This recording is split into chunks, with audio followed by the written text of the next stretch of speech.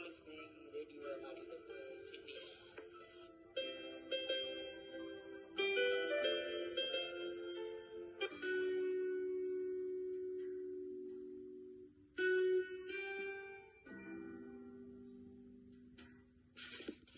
Greetings. My name is Fucilla. I'm a philosopher and a science fiction author. I'd like to thank Radio India and Karen for this brief presentation concerning man, consciousness, and artificial intelligence. Now, the development of computer science has produced a new kind of thinking. That is, how do I describe a process? How can I make something that learns while adapting to its environment? How can I make something that stores responses to a billion different situations and changes and in fact adapts? Thus, at its core, the science of artificial intelligence is the quest to understand the very mechanisms of intelligence. Intelligence in a human being or a machine can be defined as the ability to solve problems and achieve certain tasks. Furthermore, in terms of AI development, in order for a machine to have a goal, it has to have some kind of picture or representation or description of a future situation. Having an active goal is to have a description of a future situation and the present situation, and then a process which does things to make them the same by changing the present situation.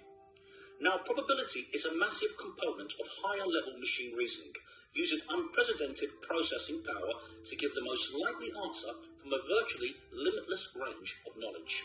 In fact, robots make decisions based on evidence and, of course, probability. This is due to mathematical models, which in turn create logical processes. Computer programming languages are actually grounded in logic. These algorithms, bits of programming logic, instruct machines how to act and be. It allows machines to identify related concepts and make the kind of intuitive connections we call experience. This is the only way robots can learn. Furthermore, robots are built with unscripted personality. That is, robot personality is set up in such a way that it can reason about what you have said to it and then determine its own response via information space. Thus, this raises the question, can a machine actually think? Well, what is thought? How do we define thought? Well, it's such a vague and subjective term. What really needs to be asked here is, can a machine imitate the way humans interact? What is common sense? It's a combination of stored knowledge, logical reasoning, probability, and language interpretation. A robot has the capacity to execute all those with lightning speed. Now let's consider the human brain. No one knows how the nerve cells in the central nervous system work. The brain is very different from the rest of biology. That is, it is a separate machine. In most of biology, there are many interactions. But with the brain, each brain cell is more or less separate from the others. That is, it is a separate machine, bathed in chemicals. And those chemicals are very carefully controlled. Now, most of the brain is cortex, and it has 1 billion or more cells. In fact, the human brain has to be a certain size in order to accommodate enough atoms to make you human. In short, the human brain has to be a certain size in order to accommodate enough atoms to make the brain complex enough to be a human brain. Interestingly, the cells of the nervous system are the closest thing in the universe to the transistors and gates of a computer. In short, a biological brain is the closest thing to a computer, regardless of the different processes involved. Now, with regard to consciousness, well, different experiences create different neural connections, which bring about different emotions. Depending on which neurons are stimulated, certain connections become stronger and more efficient, while others become weaker.